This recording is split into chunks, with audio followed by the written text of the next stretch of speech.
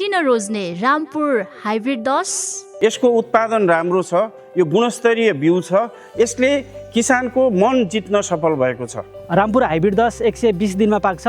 उत्पादनको हिसाबले पनि उत्कृष्ट उत्पादन भएको कारणले गर्दा वसन्ते र हिउँदे सिजनको लागि मेरो पहिलो रोजाइको रूपमा पर्छ। हामीले लामो समयदेखि नै साइलेज बनाउँदै आएका छौँ।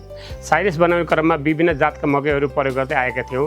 अहिले आएर थाहा पाइयो रामपुरे हाइब्रिड 10 प्रयोग गर्दा साइलेज अत्यधिक उत्कृष्ट र राम्रो भएको महसुस भएको छ, जसमा हरियो दाना र बायो मास प्रशस्त भएको पाइएको छ।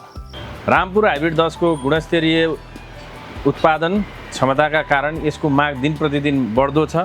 किसानहरू यही जात खोजेर आउनुहुन्छ। रामपुर हाइब्रिड 10 एउटा बहुउपयोगी हाइब्रिड रहेको छ। यसको खेती गर्दाखेरि 8 देखि 9 टन प्रति हेक्टर उत्पादन दिन सक्छ यसले, र यो खेती गर्दाखेरि तराईदेखि 700 मिटरसम्मको उचाइमा गर्न सकिन्छ भनेदेखि तराईमा हिउँद र वसन्ते मकैको रूपमा यसलाई खेती गर्न सकिन्छ, र यो दाना साथसाथै साइलेजको लागि पनि असाध्यै उपयुक्त मकैको रूपमा पाइएको छ।